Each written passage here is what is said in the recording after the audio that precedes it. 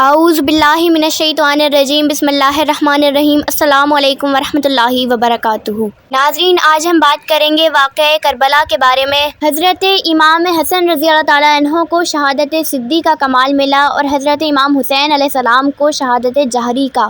آج ہم انشاءاللہ العزیز آپ حضرات کی خدمت میں واقعہ کربلا کے مختصر اور خاص واقعات بیان کریں گے۔ اللہ تعالیٰ سے دعا ہے کہ اللہ تبارک و تعالیٰ ہمارے لیے امامین کے تذکرے کو ذریعہ نجات بنائے اور اس ذکر پاک کو قبول فرمائے اور ہماری اور آپ حضرات کی نجات کا سبب بنائے۔ اللہ تعالیٰ ارشاد فرماتے ہیں وَلَا تَقُولُوا لَمَن يُقْتَلُ فِي سَبِيلِ اللَّهِ أَمْوَاتٌ، جو اللہ کی راہ میں شہید ہو جاتے ہیں ان کو مردہ نہ کہو۔ بَلْ أَحْيَاءٌ وَلَٰكِن لَّا تَشْعُرُونَ، بلکہ وہ زندہ ہیں لیکن تمہیں شعور نہیں۔ حضرت امام حسین علیہ السلام کی شہادت کے کچھ ایسے دردناک واقعات ہیں جن کی مثال اولین و آخرین میں نہیں ملتی۔ جب یزید تخت نشین ہوا تو وہ غرور و تکبر کا مجسمہ بن گیا اور اس نے اس قسم کے کام کرنا شروع کر دیے جو سراسر شریعت مطہرہ کے خلاف تھے، اور وہ یہ سوچتا تھا کہ جیسے میرے کام ہے کوئی شخص مجھے تسلیم نہیں کرے گا، خصوصاً جو بڑے بڑے حضرات ہیں وہ کبھی بھی میری امارت اور خلافت کو تسلیم نہیں کریں گے اور وہ کبھی بھی میری بیعت نہیں کریں گے، اور ان کا انکار دوسروں کے انکار کا سبب بنے گا۔ اس لیے بہتر یہ ہے کہ میں ان سے بیعت طلب کروں اور جب وہ انکار کریں تو میں ان کا قتل کروا دوں۔ چنانچہ اس نے تخت پر بیٹھتے ہی حضرت امام حسین علیہ السلام سے، حضرت عبداللہ بن زبیر سے اور حضرت عبداللہ ابن عمر سے بیعت طلب کری۔ انہوں نے انکار کر دیا اور یہی ان کی شایان شان تھا،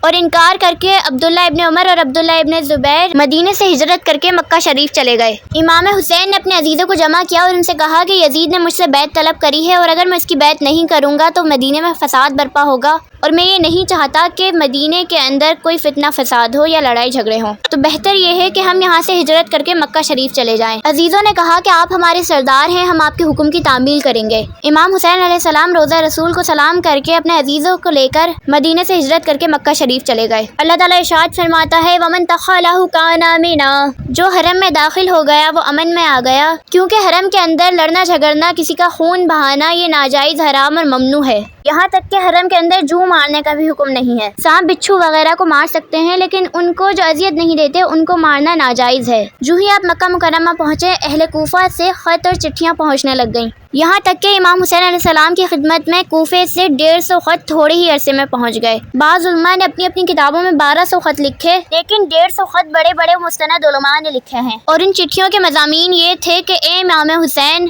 ہم آپ کے والد کے ماننے والے ہیں، ہم محبان علی ہیں، ہم محبان اہل بیت ہیں، ہم نے تو امیر معاویہ کو نہیں مانا تھا تو ان کے نالائق بیٹے یزید کو کیسے مان لیں؟ ہم آپ کے والد امیر المومنین حضرت علی اور آپ کے بھائی حضرت امام حسن کو ماننے والے ہیں، تو مہربانی کر کے آپ کوفے میں تشریف لائیں، ہم آپ کی بیعت کریں گے اور آپ پر اپنی جان و مال قربان کریں گے، آپ کو خلیفہ مانیں گے اور آپ کے دست حق پرست پر بیعت کر کے آپ کی رہنمائی میں زندگی گزاریں گے۔ اور بعد میں ایسے مضامین لکھے کہ اے امام پاک، اگر آپ تشریف نہیں لائے تو ہم بامر مجبوری یزید کی بیعت کر لیں گے، اور قیامت میں اگر خدا تعالیٰ نے ہم سے پوچھا کہ تم نے یزید جیسے نالائق آدمی کی بیعت کیوں کی، تو ہم صاف کہہ دیں گے کہ اے مولا، ہم نے تیرے نبی کے نواسے کا خط لکھے، قاصد بھیجے، جان مال قربان کرنے کا یقین دلایا، مگر وہ تشریف نہیں لائے، تو ہم نے بامر مجبوری یزید کی بیعت کر لی۔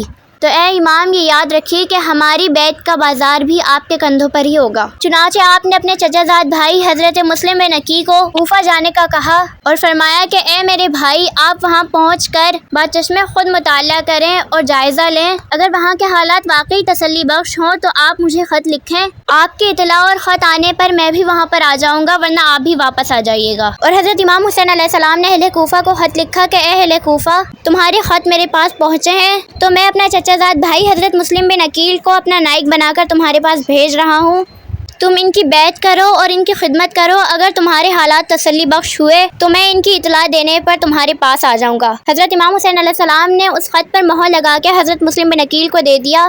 حضرت مسلم بن عقیل کے 2 صاحبزادے حضرت محمد اور حضرت ابراہیم بھی ان کے ساتھ گئے۔ حضرت مسلم بن عقیل اپنے دونوں صاحبزادوں کو لے کر کوفہ چلے گئے۔ کوفہ میں ایک شخص تھا مختار بن عبیدہ ستفی، وہ محب اہل بیت تھا، ان کے گھر میں حضرت مسلم بن عقیل ٹھہرے۔ جب اہل کوفہ کو پتہ چلا کہ حضرت مسلم بن عقیل امام حسین کے نائب بن کر آئے ہیں تو اہل کوفہ نے ان کی بیعت کرنا شروع کر دی، یہاں تک کہ 40,000 لوگوں نے ان کی بیعت کر لی اور اس قدر عقیدت و محبت کا مظاہرہ کیا کہ حضرت مسلم بن عقیل بہت متاثر ہوئے۔ آگے پیچھے گھومتے تھے، دن رات خدمتیں کرتے تھے، ان کے ہاتھ چومتے تھے، ان کے پیروں کو چومتے تھے۔ تو حضرت مسلم نے امام حسین کو خط لکھا کہ 40,000 لوگوں نے میری بیعت کر لی ہے، خدمتیں کر رہے ہیں اور آپ سے بے پناہ محبت کرتے ہیں، تو آپ میرا خط دیکھتے ہی یہاں تشریف لے آئیے، یہاں کے حالات بہت ہی متاثر ہیں۔ ادھر قاصد خط لے کر روانہ ہوا اور ادھر قضاء و قدر کے احکام جو نازل ہو گئے تھے وہ کیا رنگ دکھاتے ہیں۔ چند یزیدی بھی کوفے میں رہتے تھے، انہوں نے جب دیکھا کہ حضرت مسلم حضرت امام حسین کے نائب بن کر آئے ہیں اور 40,000 لوگوں نے ان کی بیعت کر لی ہے، تو انہوں نے یزید کو اطلاع دی کہ اے یزید، تو غفلت کی نیند سو رہا ہے اور یہاں تیرے خلاف محاذ بن رہا ہے، اس محاذ کو توڑنا پھر تیری قوت و طاقت سے باہر ہوگا، اور تجھے خبر ہی نہیں کہ 40,000 لوگوں نے ان کی بیعت کر لی ہے اور اب بھی کر رہے ہیں۔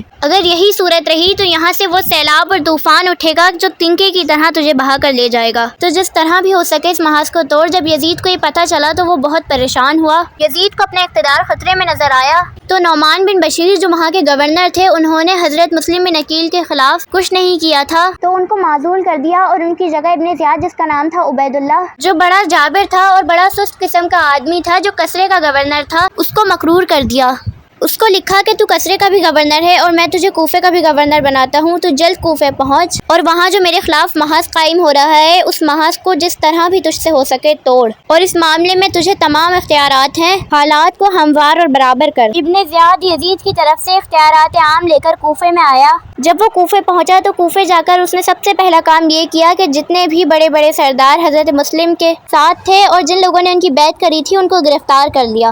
اب جناب والا تمام سرداروں کی خبر بجلی کی طرح کوفے میں پھیلی، تو کوفے کے لوگ حیران پریشان ہو گئے، خوف و ہراس پھیل گیا کہ بڑے بڑے سردار پکڑے گئے ہیں، اور ابن زیاد اب حضرت مسلم کی گرفتاری کی تدبیریں سوچ رہا تھا۔ حضرت مسلم نے دیکھا کہ بڑے بڑے سردار گرفتار ہو رہے ہیں اور اب میری بھی گرفتاری کی تدبیریں بن رہی ہیں، تو آپ نے اپنے تمام عقیدت مندوں اور مریدوں کو پکارا، سب کے سب آپ کے جھنڈے تلے جمع ہو گئے۔ وہ 40,000 آدمی جنہوں نے آپ کی بیعت کی تھی وہ سب آپ کے پاس آ گئے، اور آپ نے ان 40,000 کو حکم دیا کہ دارالامارت کا محاصرہ کر لو۔ حضرت امام مسلم نے 40,000 عقیدت مندوں کے ساتھ دارالامارت کا محاصرہ کر لیا۔ وہ ایسا وقت تھا کہ اگر حضرت امام مسلم فرماتے کہ حملہ کر دو تو 40,000 آدمی دارالامارت کی اینٹ سے اینٹ بجا دیتے، اور اس وقت ابن زیاد کچھ کر بھی نہیں سکتا تھا کیونکہ اس وقت اس کے پاس قوت اور طاقت ہی نہیں تھی۔ لیکن ہم آپ کو پہلے ہی بتا چکے ہیں کہ قضاء و قدر کے احکام نازل ہو گئے تھے، ہونا وہی تھا کہ جو اللہ تعالیٰ کو منظور تھا۔ جب امام مسلم نے 40,000 لوگوں کے ساتھ محاصرہ کر لیا تو ابن زیاد بہت گھبرایا۔ اس نے پھر کیا کیا کہ جتنے بھی بڑے بڑے سردار جو دارالامارت کے اندر بند ہوئے ہوئے تھے اس نے انہیں بلایا اور بلا کر کہا کہ دیکھو، اگر اپنی اور اپنے گھر والوں کی خیر چاہتے ہو تو میرا ساتھ دو، میرے ساتھ تحمل کرو، ورنہ میں تمہیں ابھی کے ابھی قتل کروا دوں گا، اور جو تمہارے گھر والوں کا حشر ہوگا وہ دنیا دیکھے گی۔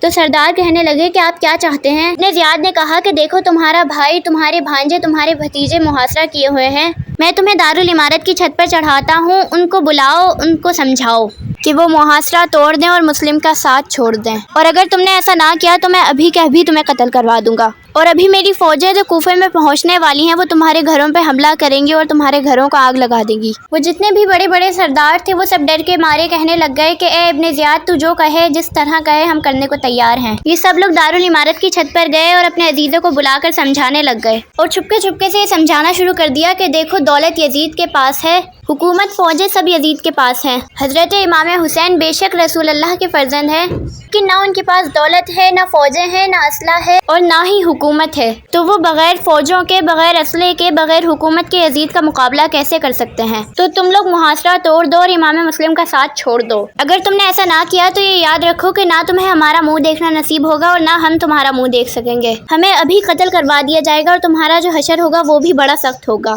جب بڑے بڑے سرداروں نے اپنے عزیزوں کو اس طرح کی باتیں سنانی شروع کری اور اس طرح کے مشورے دینا شروع کرے تو آپ جناب وہ بھی محاصرہ توڑ کر جانے لگے۔ حضرت امام مسلم نے 40,000 لوگوں کے ساتھ دارالامارت کا محاصرہ کیا تھا، اور عصر کی اذان ہونے کے بعد مغرب کی اذان ہونے سے پہلے ان 40,000 لوگوں میں سے صرف اور صرف 500 لوگ بچے۔ حضرت امام مسلم نے سوچا کہ 39,500 لوگ چلے گئے ہیں اور صرف 500 لوگ بچے ہیں، تو ان 500 لوگوں پر بھی کیا اعتماد کیا جا سکتا ہے؟ حضرت امام مسلم نے جب یہ حالت دیکھی تو ان 500 لوگوں سے کہا کہ چلو جامعہ مسجد میں چل کر مغرب کی نماز ادا کرتے ہیں اور سوچیں کہ اب ہم نے کیا کرنا ہے۔ وہ سب کے سب کہنے لگے جی حضرت چلیے۔ حضرت امام مسلم ان 500 لوگوں کو لے کر مسجد پہنچے، نماز کا وقت ہو گیا، امام مسلم آگے کھڑے ہوئے اور 500 लोगों نے पीछे सफ़े बांध ली। जब हजरत मुस्लिम ने नमाज अदा करने के लिए नियत बांधी थी तो वो 500 लोग उनके पीछे थे, लेकिन जब 3 फर्ज पढ़कर सलाम फेरा तो वो 500 आदमी भी जा चुके थे। सुबह 40,000 थे लेकिन अब एक भी नहीं। और हम आपको बताएं कि ये वही लोग थे जो अपने आप को मुहिब्बाने अहले बैत कहते थे, अपने आप को मुहिब्बाने अली कहते थे। ये वही लोग थे जिन्होंने खत लिखकर इमाम हुसैन अलैहिस्सलाम को बुलाया था, अपनी जान और माल कुर्बान करने का यकीन दिलाया था। इन्होंने हजरत मुस्लिम के हाथ पर बैत की थी और कस्में खा कर बैत की थी कि जान दे देंगे लेकिन आपका साथ नहीं छोड़ेंगे। लेकिन अब महज इब्ने ज़ियाद की धमकियों से मरहूब होकर उन्होंने हजरत मुस्लिम का साथ छोड़ दिया और बेवफाई की। हजरत मुस्लिम ने नमाज पढ़ी, नमाज पढ़ने के बाद बैठे और ये ख्याल कर रहे थे कि अब क्या होगा, सारे लोग साथ छोड़ गए और मैं इमाम हुसैन को खत लिख चुका हूँ कि यहाँ के हालात बहुत ही तसल्ली बख्श हैं और इन लोगों के दिलों में आपकी बेपनाह मोहब्बत और अकीदत है, तो फिर वो तो मेरा खत देखकर यहाँ फौरन आ जाएंगे और उनका असर क्या होगा जब इन लोगों ने मेरे साथ बेवफाई की है। आप मस्जिद से निकले और अपने मुरीदों के पास गए। जिस भी मुरीद के घर पे गए उनके दरवाजे अंदर से बंद थे। हजरत मुस्लिम रात के वक्त कूफे की गलियों में इस तरह फिर रहे थे जिस तरह कोई बेबस मुसाफिर जिसका कोई आसरा ही ना हो। इसी तरह फिरते फिरते आपने एक औरत को देखा जो अपने मकान के अंदर दरवाजा खोले हुए बैठी थी। आपने उससे पीने के लिए पानी मांगा, उसने पानी पेश किया और पूछा कि आप कौन हैं, कहाँ से आए हैं, किससे मिलना है, किसके यहाँ जाना है। जब उसने हालात पूछे तो हजरत मुस्लिम ने फरमाया कि ए बहन, मैं मुस्लिम बिन अकील हूँ जो हुसैन बिन अली का नाइक बन के कूफे आया था। तो वो कहने लगी कि आप मुस्लिम बिन अकील हैं और इस तरह फिर रहे हैं। कूफे में तो ये चर्चा है कि हजारों लोगों ने आपके हाथ पर बैत की है, आप पर जान और माल कुर्बान कर रहे हैं और आप इस तरह बेबसी और बेकसी के आलम में फिर रहे हैं, ये मैं क्या देख रही हूँ। हजरत इमाम मुस्लिम ने फरमाया, हाँ बहन, वाकई ऐसा था, मगर अब इन लोगों ने मेरे साथ बेवफाई की है और अब तो मुझे इस हाल में देख रही हो कि कोई दरवाजा ऐसा नहीं है जो मेरे वास्ते खुला हो, जहाँ मैं पनाह ले सकूँ, रात गुजार सकूँ। उस औरत ने कहा कि मेरा गरीब खाना आपके लिए खुला हुआ है, मेरे लिए इससे बड़ी शहादत और क्या होगी कि रसूलुल्लाह सल्लल्लाहु अलैहि वसल्लम के खानदान का फर्जंद मेरा मेहमान हो। तो उस औरत ने इमाम मुस्लिम को जगह दी और पनाह दी और अपना मकान हाजिर कर दिया। आपने उस औरत के घर में रात गुजारी। कुदरत खुदा की कि उस औरत का बेटा बड़ा खन्नास था। ये खुदा ताला की शान थी कि नेकों के यहाँ बद पैदा कर देता है और बद के यहाँ नेक। अल्लाह ताला कुरान शरीफ के अंदर इरशाद फरमाते हैं, वो जिंदों से मुर्दे निकालता है और मुर्दों से जिंदे। वो अल्लाह तबारक व तआला काफिरों के घर में मोमिन पैदा कर देता है और मोमिनों के घर में काफिर पैदा कर देता है। आज़र के घर में पैदा होने वाला खलीलुल्लाह हो जाए, बुत शिकन हो जाए, और नूह अलैहिस्सलाम के घर में पैदा होने वाला काफिर हो जाए। फिरौन की बीवी जन्नत की औरतों की सरदार हो जाए और लूत अलैहिस्सलाम की बीवी काफिरा हो जाए। के साथ आए आज़र के खलीलुल्लाह और बेटा नूह का गुमराह हुआ। अहलिया लूते नबी हो काफिरा और ज़ोजाए फिरौन हो ताहिरा।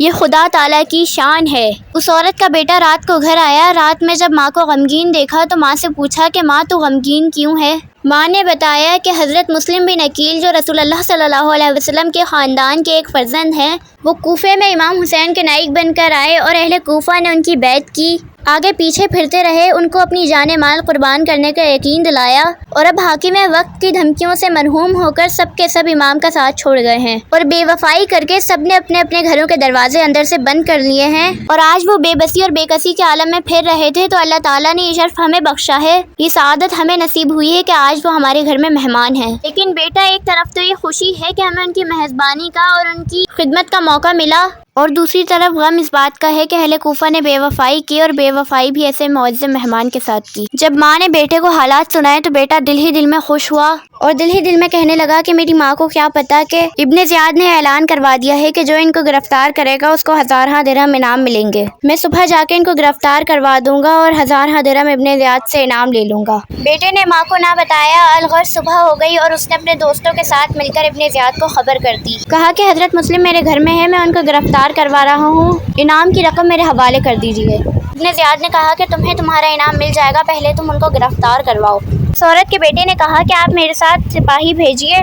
इब्ने ज़ियाद ने उसके साथ 70 सिपाही भेजे। वो 70 सिपाही गए और उस औरत के मकान का मुहासरा कर लिया। हजरत मुस्लिम तलवार लेकर बाहर निकले। सिपाहियों ने हजरत इमाम हुसैन के बारे में नाज़ेबा अल्फाज इस्तेमाल करे, यजीद की तारीफ़ें करी और हजरत इमाम मुस्लिम पर बगावत का इल्ज़ाम लगाया। हज़रत मुस्लिम ने जवाब दिया, सिपाहियों ने मुश्तरी होकर तीर बरसा दिए। हज़रत मुस्लिम ने फरमाया कि बात करो माजूल तरीके से, अगर तीर चला के मुझे दिखाते हो कि हमें तीर चलाने आते हैं तो मुझे भी जवाब देना आता है। सिपाहियों ने कहा कि अगर जवाब देना आता है तो नीचे आ जाइए। हज़रत इमाम मुस्लिम नीचे गए और उन्होंने उन सिपाहियों का मुकाबला करना शुरू कर दिया। वो सिपाही 70 थे और यहाँ हज़रत इमाम मुस्लिम तन्हा, लेकिन वो 70 सिपाही भी हज़रत इमाम मुस्लिम का मुकाबला करने में डर रहे थे। यहाँ तक कि आपने चंद आदमियों को कत्ल भी कर दिया और बहुत से जख्मी भी कर दिए। इसी हालत में आप खुद भी जख्मी हो गए और एक तीर ऐसा लगा कि आपके सामने के दांतों को शहीद कर दिया। खून बह रहा था। इसी हालत में आपने उस औरत से पानी का प्याला तलब किया। उस औरत ने पानी का प्याला पेश किया। जब पानी वो पीने लगे तो बहुत सारा खून उस पानी के प्याले में गिर गया। हज़रत मुस्लिम ने पानी नहीं पिया, प्याला जमीन पर रखकर फरमाया कि मालूम होता है कि अब हमारे मुकद्दर में इस दुनिया का पानी नहीं है, अब तो जन्नतुल फिरदौस में ही जाकर अपनी प्यास बुझाएंगे। इमाम मुस्लिम फिर लड़ने लगे। इब्ने ज़ियाद को पता चला तो उसने मोहम्मद बिन असद को भेजा कि जाओ मक्कारी और सियासत से मुस्लिम को यहाँ पकड़ कर ले आओ। तो वो आया और कहने लगा कि मुस्लिम, इन लोगों ने बेवकूफ़ी की है।